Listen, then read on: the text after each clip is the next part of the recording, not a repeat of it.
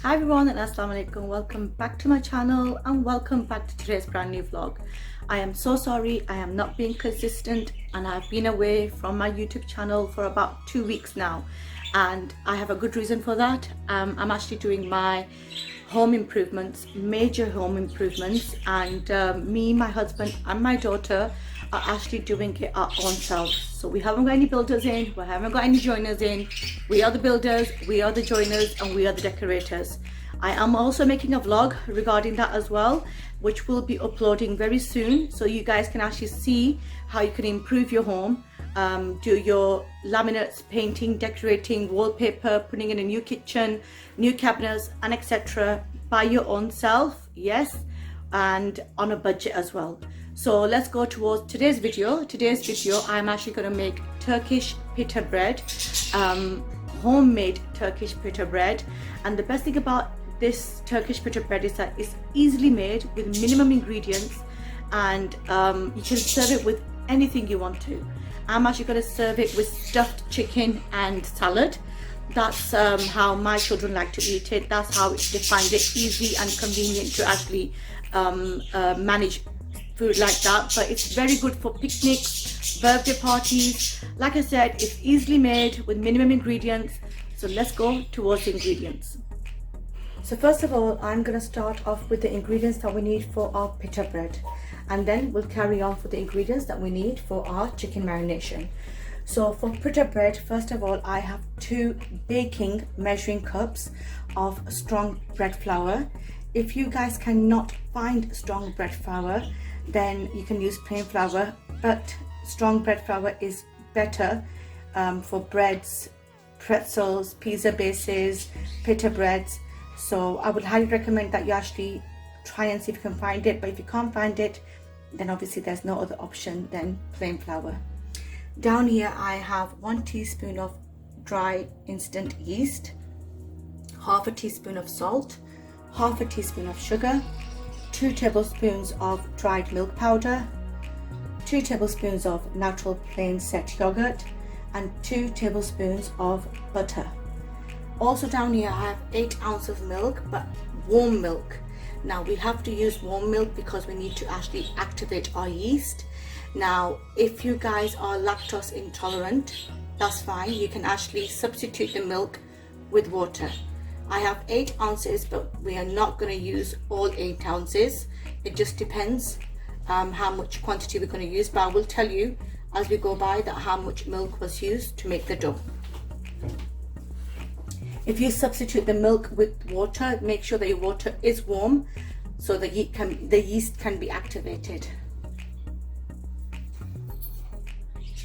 So down here I have my 2 measuring cups of strong bread flour, and I have some milk down here, and in my 1 teaspoon of yeast I'm going to actually add about 2 tablespoons of milk so I can actually mix the yeast. Now so in goes the yeast, also half a teaspoon of salt, half a teaspoon of sugar, 2 tablespoons of dried milk powder, 2 tablespoons of yogurt, and 2 tablespoons of butter. Make sure that your butter is unsalted, not salted. If you guys cannot find unsalted butter, then please do not add salt.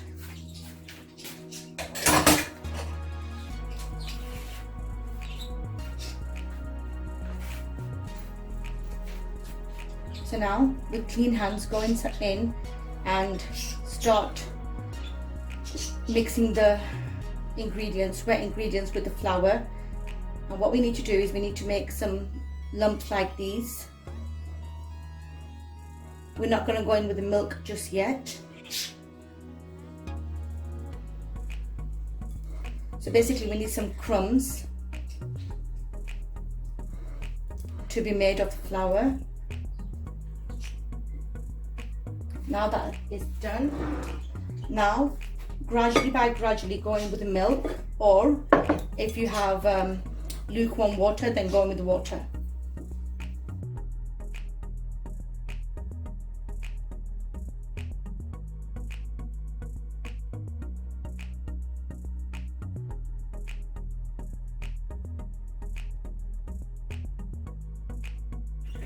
So basically we used 7 ounces of milk, and that should be enough. Now we need to knead this dough for a good 5 minutes until it comes all together.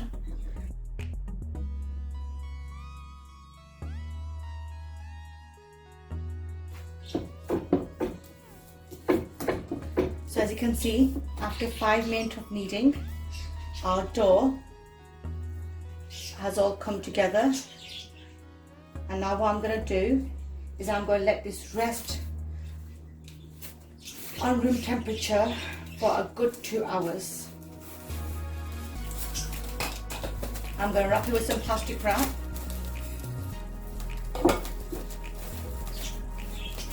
And let it rest. So in winters, obviously in UK or any other foreign countries, what actually happens is that it's so cold, and if we normally want to make anything to do with bread or to do with any pizza doughs that need to be raised, it's very difficult to get it risen. It takes hours.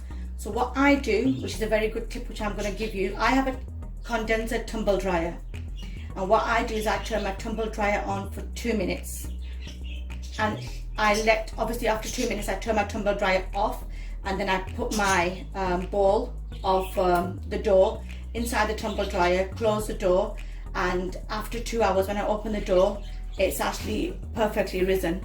So this is something that you guys can do. If you guys don't have a tumble dryer, you can do the same technique with the microwave. Turn the microwave on for a good 5 minutes with nothing inside, and once after 5 minutes turn the microwave off, and then put your ball of dough inside a closed microwave, I mean an off microwave, close the door and leave it there for 2 hours. So now, whilst my dough is resting, now I will show you the ingredients that we need for our chicken filling. So down here I have 2 large size chicken breasts, boneless, and I have actually cut them in slits. The reason is why I need all the chicken to be marinated fully, and for that we need slits in our chicken breast. Down here for the ingredients, I have 3 tablespoons of natural plain set yogurt. I have half a teaspoon of salt. I have 3 tablespoons of olive oil. I have 1 tablespoon of tandoori masala, 1 tablespoon of mango powder, which is basically amchur powder, dried mango powder. I have 1 tablespoon of turmeric powder, 1 tablespoon of paprika powder, and 1 tablespoon of red chili powder. So now for the marination of our chicken, I'm going to add in 3 tablespoons of yogurt, 2 tablespoons of olive oil, 1 tablespoon of turmeric powder, which is healthy, 1 tablespoon paprika powder, 1 tablespoon red chili powder, 1 tablespoon of tandoori masala, 1 tablespoon of dried mango powder, which is amchur powder, and 1 teaspoon of salt. Always add salt according to your taste and requirement. And if you guys want to actually add less spices in, that's totally okay. Add whatever you're comfortable with. Now we need to just give it a good mix so that all the chicken is coated with the masala. And again, this chicken also needs to be resting for about an hour. So whilst our dough is this chicken needs to marinate for an hour. So whilst our dough is resting for 2 hours, let our chicken marinate for an hour in the refrigerator. So now what I'm going to do is I'm going to cover it with a plastic wrap, and I'm going to put it in the refrigerator for a good, well, basically 2 hours, because we need to wait for our dough to actually rise. But normally you only need an hour for this to marinate. You can also marinate it overnight.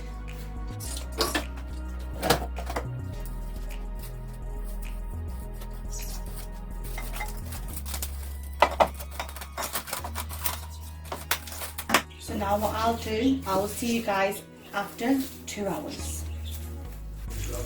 So down here I have a griddle pan, and I have added 2 tablespoons of olive oil inside it, And now I've actually put my marinated chicken pieces in here.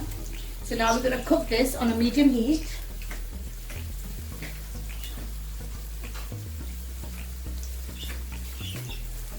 And we need to fully cook our chicken.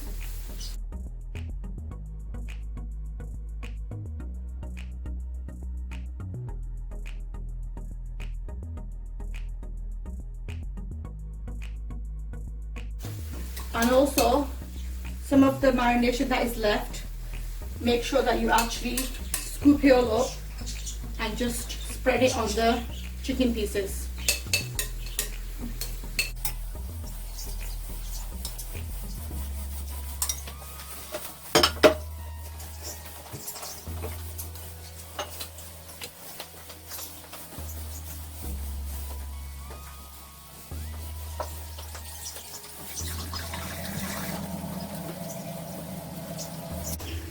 So roughly about 10 to 12 minutes and our chicken will be ready.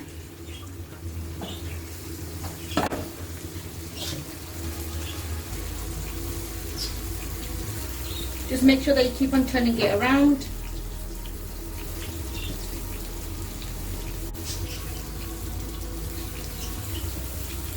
Again, you can use this chicken for many things. You can use it for chicken salad, you can use it for tacos, you can use it for chicken sandwiches. Many things you can use this for.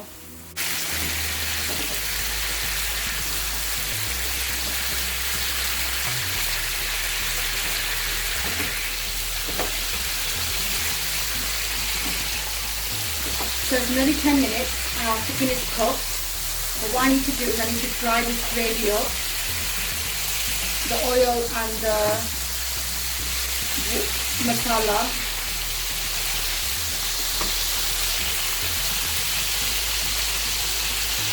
In the meantime, please preheat your oven to 180 degrees Celsius.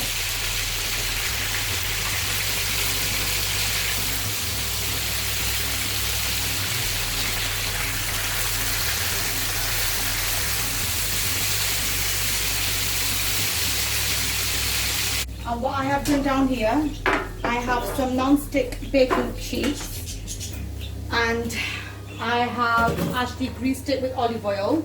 Now, if you guys are new to my channel, then you wouldn't know this. But if you're not new to my channel, my viewers know this, that I don't use parchment paper when I'm baking bread, when I'm baking pretzels, pita breads, anything, because I want my bottom of my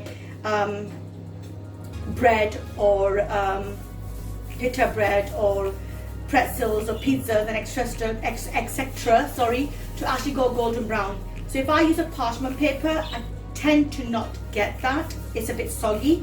But if I actually use non-stick trays and grease them, I get a very perfect golden color at the bottom. Now, also to stuff our chicken with pita in the pita pockets, what I've actually done is I've actually chosen red onion, cucumber and iceberg lettuce, which I have finely shredded and sliced. Now these are the three salad or ingredients that my children love.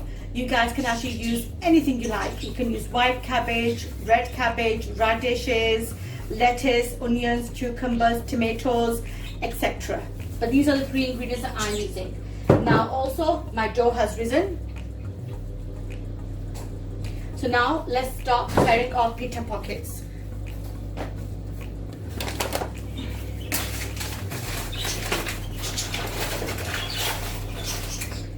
Down here I have some flour,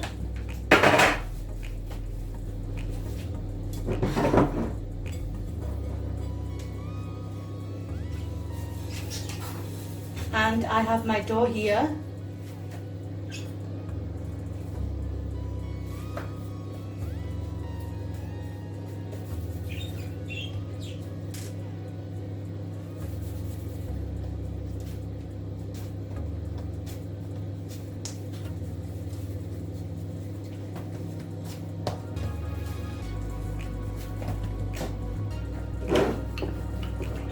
and just roll your dough out to the size that you want your pita breads to be like.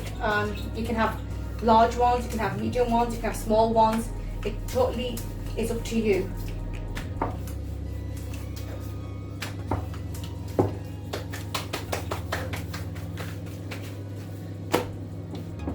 And then just put them on your greased baking sheet.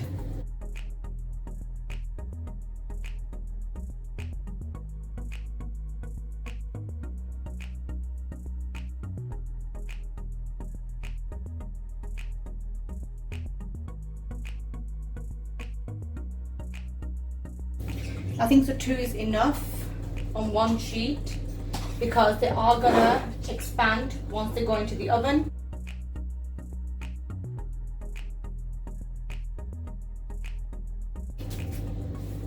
You can use this recipe just to make pita breads. You can have it with curries.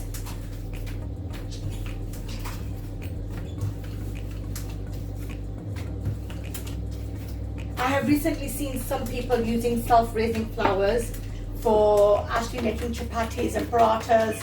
Please do not use self-raising flour to make chapatis or parathas or roti, you know, things like that, because self-raising flour, because obviously we're using a large quantity of it, when it goes into your tummy, it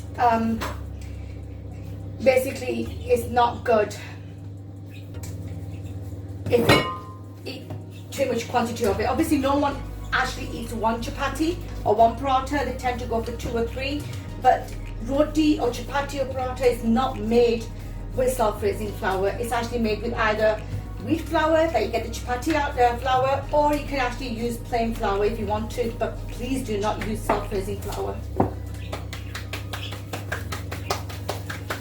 So now what I'm going to do is I'm actually going to coat them with some egg wash and some sesame seeds.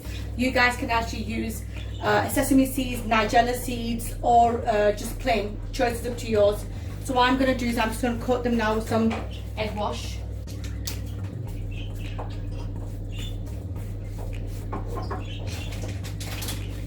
So generously coat your pita bread. You know what I'm going to do is I'm going to actually put them in the middle.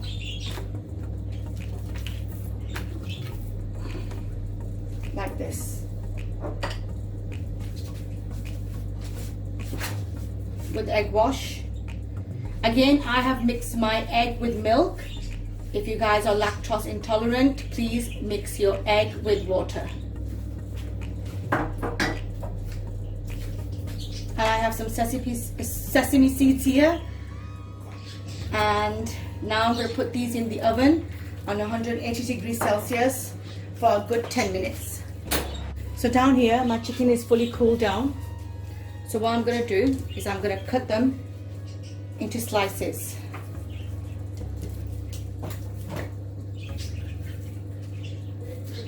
And as you can see, the chicken is fully cooked.